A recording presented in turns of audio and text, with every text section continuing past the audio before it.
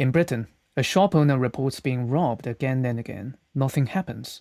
Someone reports racism and the police move immediately. That contrast is fueling one of the most contested phrases in British politics: two-tier policing. Sir Malcolm Walker, who founded the supermarket chain Iceland, has become one of its loudest voices. For years, he's watched his staff get punched, threatened with knives and needles. Yet, he says, most of the time, the police don't show up at all. Then came an incident at one of his North London stores. By Walker's account, a black customer took milk bottles out of the fridge, opened them, and put them back on the shelf. An Asian supervisor challenged him. The customer got out his phone and reported that he was a victim of racism. 3 minutes later, the police were there. They handcuffed the supervisor, put him in a van, and held him for hours until the whole thing was dropped. 3 minutes. To Walker, the police's over-the-top response, compared to their absence when his staff faced real violence, represents two-tier policing in miniature. And it's a phrase that went off across every front page after a far worse case. Henry Novak, an 18-year-old student, was stabbed 5 times on the Southampton street by Vikram Digwal in 2025. Digwal reached the police first, falsely claiming that Novak had racially abused and attacked him. The officers believed him. As Novak lay bleeding, telling them he'd been stabbed and couldn't breathe, one replied, "I don't think you have, mate." They handcuffed him and placed him under arrest. Only after he collapsed did the officers reassess and call an ambulance. He died at the scene. His killer was later convicted of murder and jailed for life. Whether the handcuffing cost Henry his life is now for a jury inquest to decide. But the order of events, a false claim of racism believed, and a dying victim treated as a suspect, was, to a lot of people, two-tier policing laid bare. It's a term that triggers endless arguments in Britain. I come at it as an outsider. I'm a Chinese citizen who lived and worked in China for nearly 3 decades before settling in the UK. Long before anyone here was debating two-tier policing, I watched the same institutional reflex take hold there. Although the laws and systems were drastically different, the reflex was almost identical. A state that moves at lightning speed for some problems and goes deaf to others. So I would try to dissect the British argument through the eyes of someone who has already lived inside its endpoint. As you might realize, in an autocratic state like China, the police can be absent and omnipresent at once. Take the case from Hangzhou, China's capital of e-commerce. A woman reported that her shop had been burgled, with more than $30,000 worth of alcohol stolen. The police told her that the criminals had left their area and that a cross-province investigation was too difficult, so the case went nowhere for months. Then she posted about it on Rednote, China's equivalent of Instagram. It went viral, and within 20 minutes, she had a call from the police, not to reopen the case, but to demand that she delete the post. And if you stay loud instead of deleting the post, you face an immediate police visit, followed by up to 15 days detention or a charge of picking quarrels and provoking trouble, a loosely worded offense that carries years in prison. No wonder there are some Chinese citizens who jokingly share tips about dealing with crises. If you wait 10 hours for the bureau to come to your rescue in the floods and they don't come, just use a VPN to wrote on X that Xi Jinping's an idiot, and within 5 minutes, the police will be at your door. That's the asymmetry I grew up inside. It was a lens I was already carrying when Britain started arguing about two-tier policing. So how does a liberal democracy start to grow that same shape? The story really started through good intentions. In 1999, Sir William Macpherson published his report into the racially motivated murder of a black teenager and rightly emphasized the need for racial equality in law enforcement. But later, the leadership took a contested step. It began treating any racial disparity in policing as proof of racism within the system itself. Then 2020 accelerated everything. After the death of George Floyd in the United States, and the riots and protests that followed, politicians, police, athletes, and musicians took the knee. Out of that moment came the Police Race Action Plan, written by the National Police Chiefs Council. It states that the goal of the Council's anti-racism commitment does not mean treating everyone the same or being colorblind. It calls instead for equality of policing outcomes, which in practice can mean treating suspects differently by race to shrink a statistic.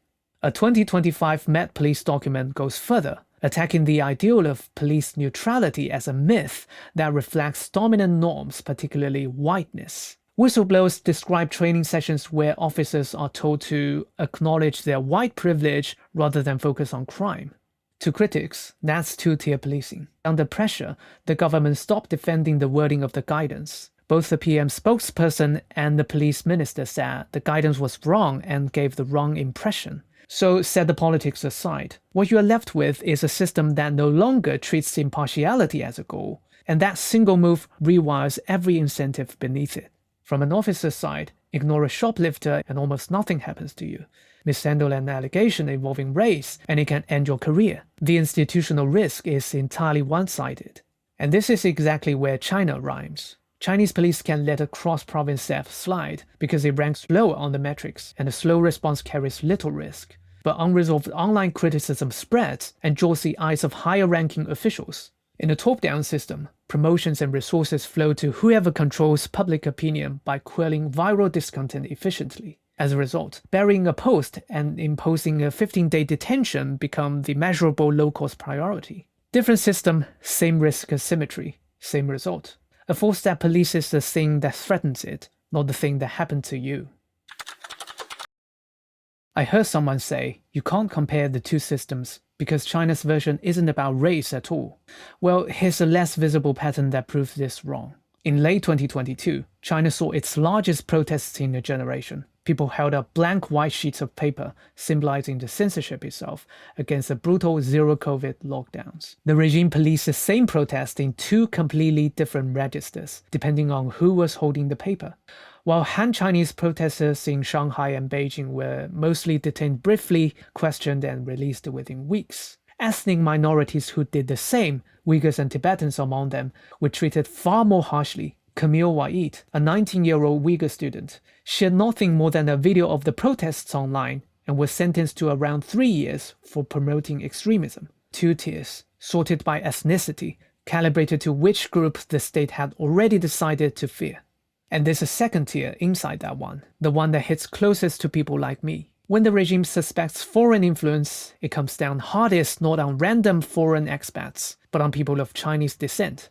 Take Cheng Lei, a Chinese-born Australian journalist and former state TV anchor, detained in Beijing in 2020 on bogus charges of supplying state secrets overseas. She spent more than 3 years imprisoned, enduring horrendous punishment, including forced sitting that allowed no movement or speech without permission. Unlike other foreign expats in similar situations who could be released due to the party's concerns about saving face, she was seen by the system as a more dangerous inner traitor because of her Chinese ancestry. The system refused to recognize her dual citizenship and handled her like other dissenting Chinese citizens. Arbitrary secret detention, no fair trial. As BBC analysis had noted, foreign passport holders with Chinese ancestry are treated far more strictly in detention than other foreigners.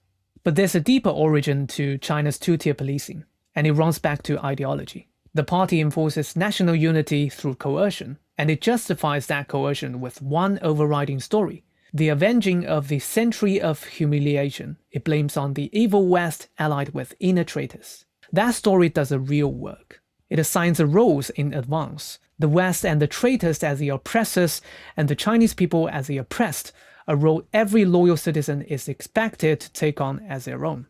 Once those roles are fixed, the law no longer has to weigh what any individual actually did. It only has to read which category they fall into. Policing becomes a corrective to historical injustice rather than an instrument of the rule of law. Britain's system is slowly making a similar mistake. It sorts people by identity to overcorrect a history of racism it is ashamed of. In the long run, it might replace objective justice with a rigid ideology that punishes innocent people while protecting criminals. The ideologies of the two countries could hardly be more different, but the underlying reflex is the same shape. A story about historical injustice sorts people by identity, and the state ends up policing the category instead of the act.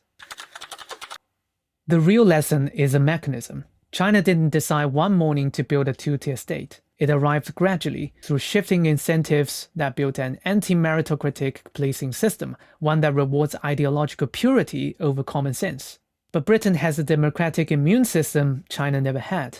The danger is subtler here. that it teaches its citizens the same lessons slowly until enough of them stop believing law enforcement is impartial. That belief is hard to build and easy to lose. China lost it long ago. Britain still has it, which means we can still choose differently here. We choose differently by holding to the idea that made the Western system excel in the first place, that the law shouldn't see your color, by refusing the new dogma, naming its absurdities plainly, and demanding accountability from the people we elect, and by enforcing the law, the same for everyone, so that consequences land on what a person did, not on their identity or the political optics. That's the only tier a free country can afford. Just one tier. As a Chinese citizen who settled in the UK, I've come to understand the machinery of both worlds. Everything I've shown you about China today is a surface.